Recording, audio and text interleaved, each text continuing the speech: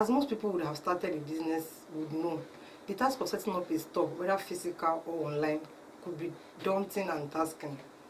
Most of the time, business do not do well because business owners fail to take cognizance of this key element that is incidental to business success.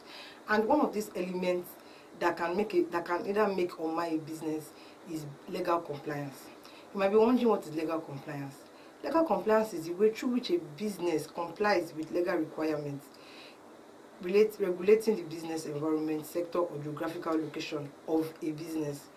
But there are quite a few institutions or bodies that are set up by the government to regulate, monitor, and enforce that compliance are being made by business owners. Are being made by business owners. Most times, most times your business might not be going the way it should go. But if you are to check what could be wrong with the business, you will notice that failure to comply with these laws are one of the things that are actually affecting your business. And I'll advise you actually comply with these laws. Some of the compliance bodies, some of the institutions or bodies that are set up by the government includes NAFDAC, the CAC, the NOTAB, the SON, amongst others. In our previous topic, I already spoke about in our previous section. I spoke about some of the requirements, the legal framework you should know. I think that was in week 1, and then we took. Please kindly check the previous session if you haven't watched that. So some of the compliance checklists you should know as a business owner or as an entrepreneur are as follows. The CAC. I will not say the CAC, I will say the company registration. So when you are making a checklist for the things you should know, the legal compliance you should know, the one on the list should be company registration. Because before starting business, you need to register with the appropriate body. I said that in the last session and in the last 2 sessions, for you to know that this is very important.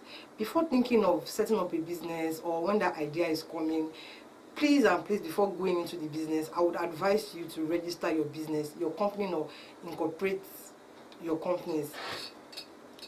Then, within 20 of commencement of business activity, it is required of you to register with the Corporate Affairs Commission, which is the CAC, even before thinking of using the name. Because most times you have started a business telling your friends, I am so, I'm so, follow me on so platform, and then you are not going through the right method, you are not registering with the right body, and then when you want to register, after you found out that you are not doing the right thing, you notice that the name has been taken away from you. Isn't that a waste of time? Wouldn't it be better if you just go through the right process? I would advise you to go through the right process today. And it is also wrong. You can either register as a business name or as a company. Companies could either be limited liability or unlimited liability company. And it could be private or public, depending on what you want and the aim you want to achieve. Registration of business should be the first legal compliance you need to tick off your checklist. So if you've written your checklist down and registration of business or company is not the number 1, please kindly put it as number 1, because that is the first thing you need to do. It is very important so that people can actually trust you, and then you can be recognized by the appropriate body. So I'll say it again. The first one on the list should be your company registration. The second one on the list should be your tax identification number, which is known as the TIN, popularly known as the TIN, TIN. Do you have a tax identification number as a business owner or entrepreneur? Every person that does business has a duty to pay tax. If you are a business owner or an entrepreneur, you have a duty to pay your tax. Consequently, it is required that every business owner must register as a taxpayer or as a tax identification, or you must get a tax identification number either for the proprietors in case of business names or in the company in the case of corporation. Tax identification number is required for payment of taxes. Paying taxes is one of the major requirements of law. In the last section, I spoke about reasons why you need to pay tax, the impact of actually obeying these regulations. So if you don't know the impact of paying tax, because I won't be going deep into it, please kindly watch the previous session. Thank you. Also, it is also one of the things you need to tick off your checklist. So number 2 on the list is your tax identification number, popularly known as TIN, TIN. The third on the list is business premises registration. Some businesses are required to undertake business premises registration. Not all businesses are required. You know, I said it could be physical, it could be online. So if you have a physical business, not all physical business, some physical businesses are required to register their premises. And then the first year of doing business, you have to pay a fee and then a renewal fee every other year for carrying out business operations on the premises. So the rate of this permit, they actually vary. Whether it could be, if you're in a rural area, the fee is actually different if you're in an urban area, and then it depends on the state you are located.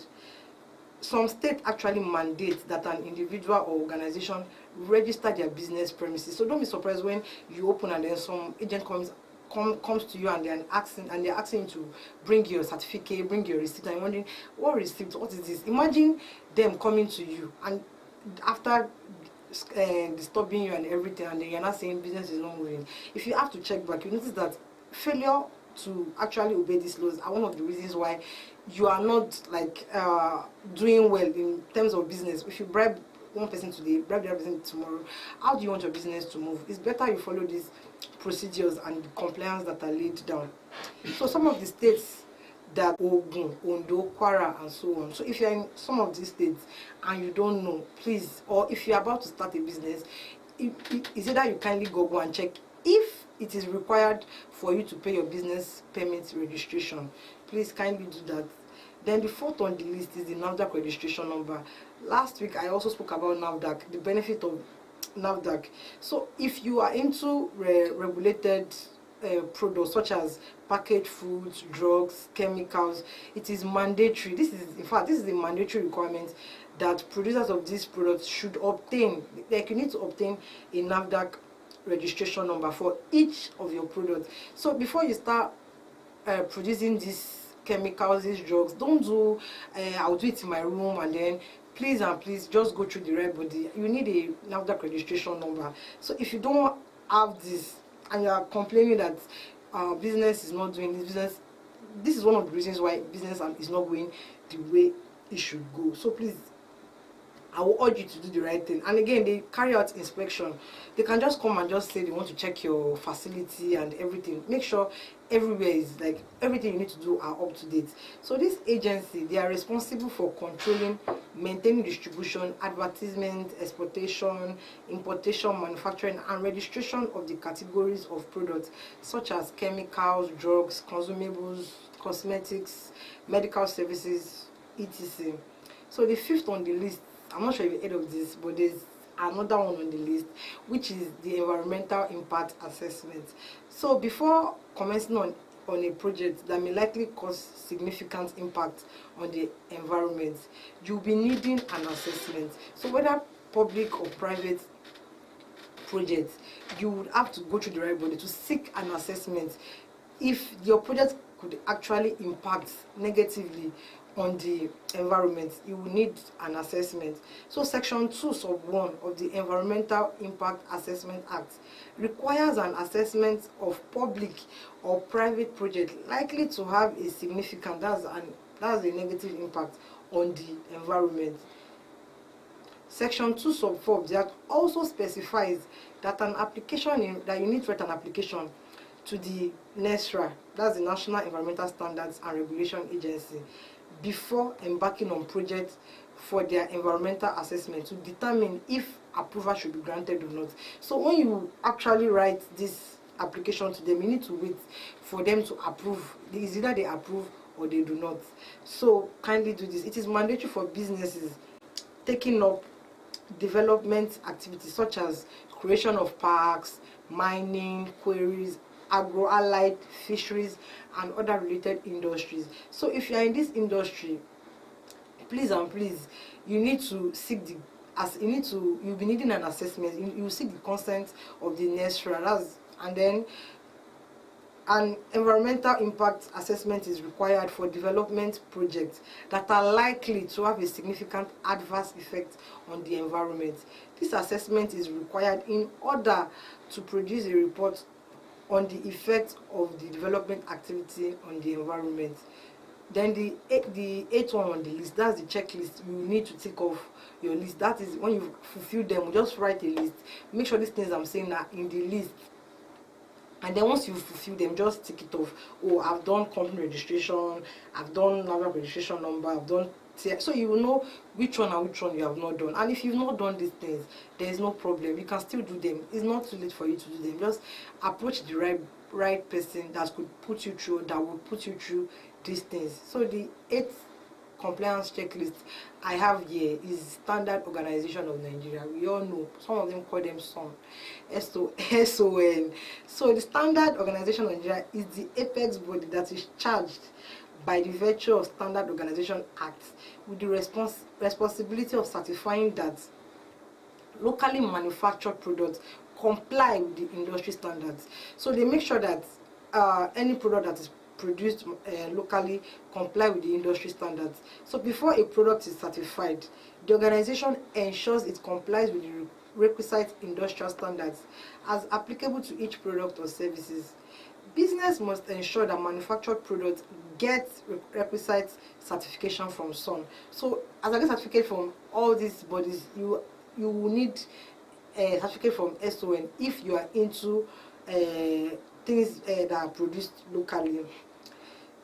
The business must ensure that manufactured products get requisite certification from SON before selling products to consumers. Manufacture, sale, and importation of products without requisite certification attract various degrees of fine. So if you've not done this, just know that you are attracting, or you will pay a fine or a penalty fee, and you don't want that. So I'll urge you again to do the necessary things. Then the 9th one on my list is the SCUMO. We all know, most people you'll be hearing SCUMO.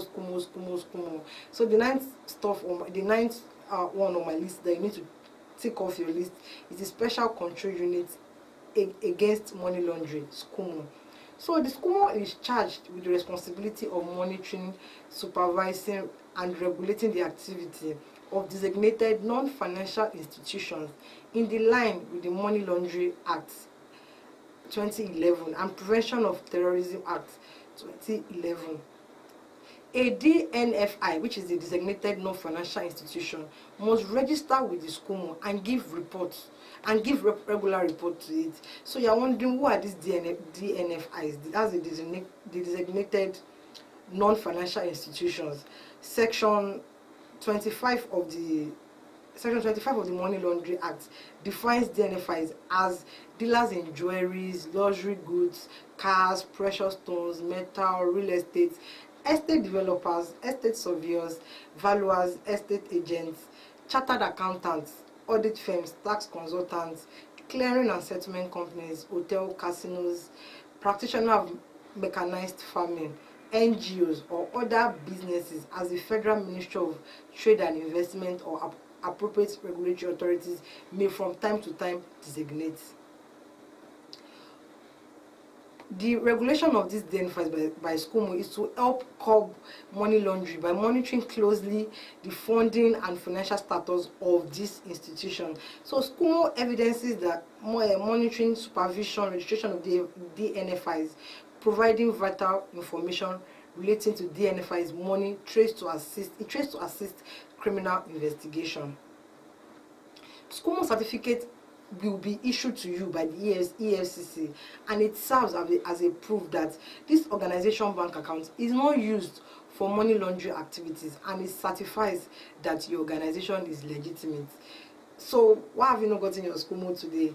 If you have not gotten your SCUMO, please kindly register and get your certificate. For more details on SCUMO, kindly watch our previous session because we've spoken about it. I spoke about it in the last session, and you can also check our social media platform. There's a video on SCUMO and how to register your SCUMO. Also, one of the reasons why business owner must consider and ensure compliance is for you to enjoy undisturbed business activities in Nigeria.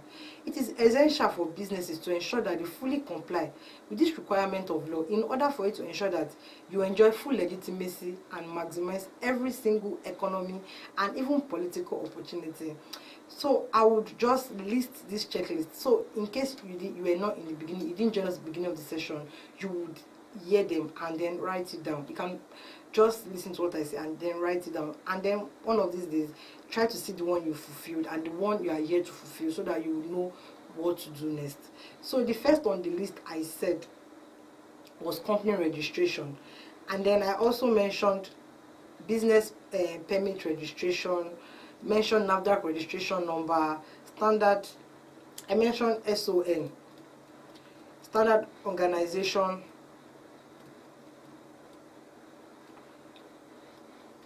I mentioned SON, mentioned SCUMO, and then the list, the ones here, I'm not mentioning it. I'm not saying it is limited to this. There are more than this, but because of time, I won't be saying more than this. So I would urge you to join us next week, same time. Thank you for joining us, and I hope you were able to grab some things, and I hope you'll be able to fulfill some of these things you